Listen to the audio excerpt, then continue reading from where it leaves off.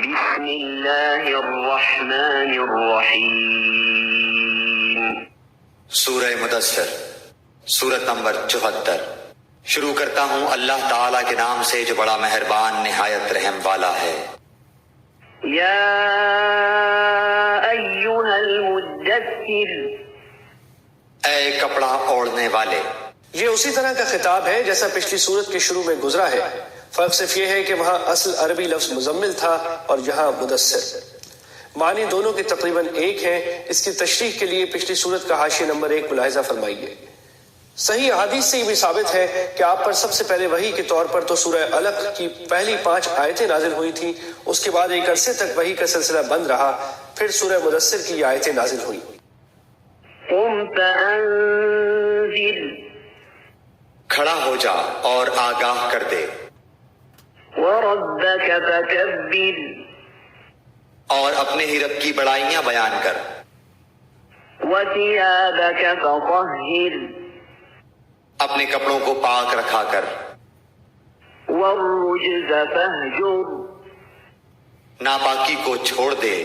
بہت سے مفسرین نے یہاں گندگی سے مراد بت لیے ہیں، لیکن الفاظ ہر قسم کی گندگی کے لیے عام ہے۔ ولا تمنن تستکثر، اور احسان کر کے زیادہ لینے کی خواہش نہ کر۔ کسی کو اس نیت سے کوئی ہدیہ تحفہ دینا کہ جواب میں وہ اس سے زیادہ دے، اس آیت کی روح سے ممنوع ہے۔ ایک تفسیر کے مطابق یہی حکم سورہ روم میں بھی گزرا ہے۔ ولربک فاصبر، اور اپنے رب کی راہ میں صبر کر۔ جب حضرت صلی اللہ علیہ وسلم کو اسلام کی تبلیغ کا حکم ہوا تو اس بات کا پورا اندیشہ تھا کہ کافر لوگ آپ کو ستائیں گے، اس لیے حکم دیا گیا کہ فی الحال کوئی مسلح جد و جہد نہیں کرنی ہے، صبر سے کام لینا ہے، اور ان کی زیادتیوں کی اصل سزا انہیں اس وقت ملے گی جب قیامت کے لیے سور پھونکا جائے گا، جس کا ذکر اگلی آیت میں آ رہا ہے۔ فَإِذَا نُقِرَ فِي النَّاقُورِ،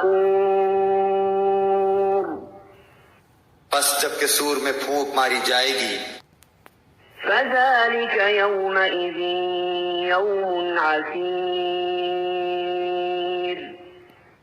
تو وہ دن بڑا سخت ہوگا، عَلَى الْكَافِرِينَ غَيْرُ يَسِيرٌ، جو کافروں پر آسان نہ ہوگا۔ ذَرْنِي وَمَنْ خَلَقْتُ وَحِيدًا، مجھے اور اسے چھوڑ دے جسے میں نے اکیلا پیدا کیا ہے۔ متعدد تفسیری روایتوں سے معلوم ہوتا ہے کہ اس سے مراد ولید بن مغیرہ ہے، جو مکہ مکرمہ کا بڑا دولت مند سردار تھا۔ اس کی دولت مکہ مکرمہ سے طائف تک پھیلی پڑی تھی۔ وہ کبھی کبھی حضرت ابوبکر کے پاس جایا کرتا تھا، اور ایک مرتبہ وہ قرآن کریم سن کر یہ اعتراف کر چکا تھا کہ یہ ایک بے نظیر کلام ہے جو کسی انسان کا نہیں ہو سکتا۔ اس سے ابو جہل کو یہ خوف ہوا کہ وہ کہیں مسلمان نہ ہو جائے، چنانچہ اس نے ولید بن مغیرہ کے پاس جا کر اسے غیرت دلائی اور کہا کہ لوگ تمہارے بارے میں یہ باتیں کر رہے ہیں کہ تم مسلمانوں کے پاس دولت حاصل کرنے جاتے ہو۔ ولید کو اس پر غیرت آ گئی اور اس نے کہا کہ آئندہ میں کبھی ابو بکر وغیرہ کے پاس نہیں جاؤں گا۔ ابو جہل نے کہا کہ جب تک تم قرآن کے خلاف کوئی بات نہیں کہو گے لوگ مطمئن نہیں ہوں گے۔ ولید نے کہا میں اسے نہ شعر کہہ سکتا ہوں، نہ کاہنوں کا کلام کہہ سکتا ہوں، نہ محمد صلی اللہ علیہ وسلم کو مجنون کہہ سکتا ہوں، کیونکہ یہ باتیں چلنے والی نہیں ہیں۔ پھر کچھ سوچنے کے بعد اس نے کہا البتہ اسے سحر جادو کہا جا سکتا ہے، کیونکہ جس طرح جادو کے ذریعے جادوگر میاں بیوی میں تفرقہ ڈال دیتے ہیں، اسی طرح اس کلام کو سن کر جو مسلمان ہو جاتا ہے وہ اپنے کافر ماں باپ وغیرہ سے الگ ہو جاتا ہے۔ اور بعض روایات میں ہے کہ ولید نے یہ بات اس موقع پر کہی تھی جب قریش کے لوگوں نے حج سے کچھ پہلے یہ مشورہ کیا کہ حج میں سارے عرب سے لوگ آئیں گے اور محمد صلی اللہ علیہ وسلم کے بارے میں سوالات کریں گے، ہمیں یہ طے کر لینا چاہیے کہ ان سے کیا کہیں۔ ولید نے کہا کہ انہیں نہ مجنون کہا جا سکتا ہے، نہ شاعر، نہ کاہن، نہ جھوٹا۔ لوگوں نے پوچھا کہ پھر کیا کہیں، تو اس نے کچھ سوچ کر جواب دیا کہ اگر انہیں جادوگر کہا جائے تو بات کچھ چل جائے گی۔ وَجَعَلْتُ لَهُ مَالًا مَمْدُودًا، اور اسے بہت سا مال دے رکھا ہے، وَبَنِينَ شُهُودًا، اور حاضر باش فرزند بھی، وَمَهَّدتُّ لَهُ تَمْهِيدًا، اور میں نے اسے بہت کچھ کشادگی دے رکھی ہے۔ ثُمَّ يَطْمَعُ أَنْ أَزِيدَ، پھر بھی اس کی چاہت ہے کہ میں اسے اور زیادہ دوں۔ كلا إنه كان لآياتنا عنيدا. نہیں نہیں، وہ ہماری آیتوں کا مخالف ہے. سأرهقه صعودا. ان قریب میں اسے ایک سخت چڑھائی چڑھاؤں گا. قرآن کریم میں اصل لفظ صعود ہے جس کے لفظی معنی پر مشقت چڑھائی کے ہیں، اور بعض روایات میں ہے کہ یہ دوزخ کے ایک پہاڑ کا نام ہے. إنه فكر وقدر. اس نے غور کر کے تجویز کی. یعنی یہی بات بنائی کہ قرآن کو نہ شاعری کہہ سکتے ہیں نہ کہانت، البتہ جادو کہہ سکتے ہیں. فقتل كيف قدر. اسے ہلاکت ہو کیسی تجویز سوچی. ثم قتل كيف قدر. وہ پھر غارت کو کس طرح اندازہ کیا.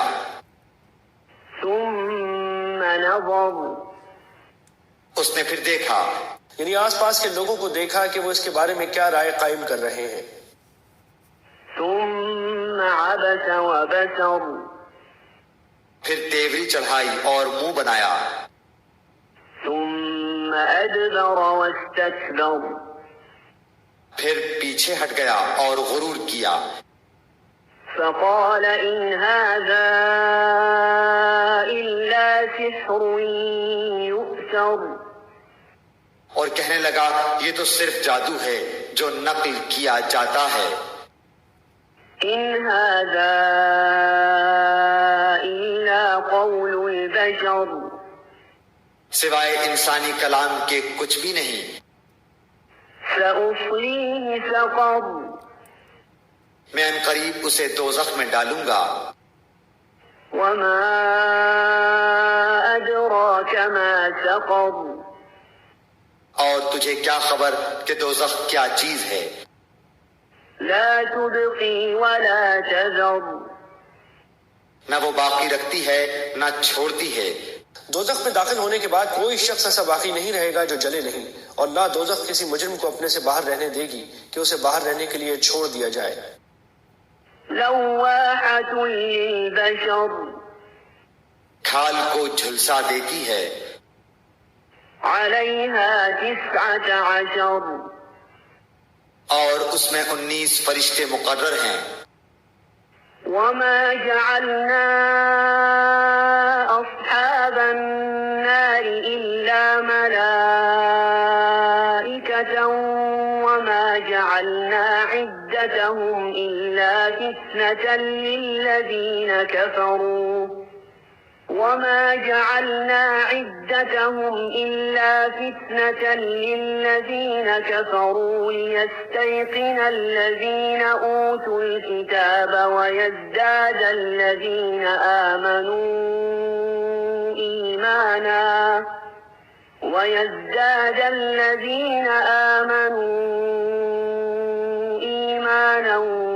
ولا يرتاب الذين أوتوا الكتاب والمؤمنون وليقول الذين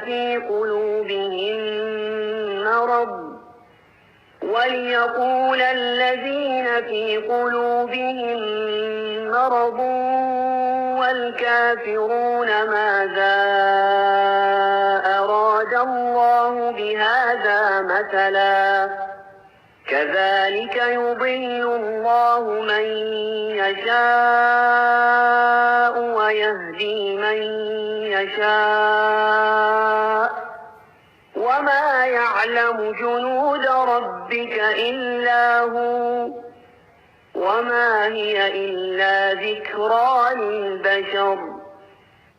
ہم نے دوزخ کے داروغے صرف فرشتے رکھے ہیں اور ہم نے ان کی تعداد صرف کافروں کی آزمائش کے لیے مقرر کی ہے تاکہ اہل کتاب یقین کر لیں اور اہل ایمان کے ایمان میں اضافہ ہو جائے، اور اہل کتاب اور اہل ایمان شک نہ کریں، اور جن کے دلوں میں بیماری ہے وہ اور کافر کہیں کہ اس بیان سے اللہ تعالیٰ کی کیا مراد ہے.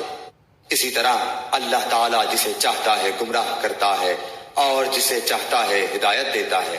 تیرے رب کے لشکروں کو اس کے سوا کوئی نہیں جانتا. یہ تو کل بنی آدم کے لیے سراسر پند و نصیحت ہے.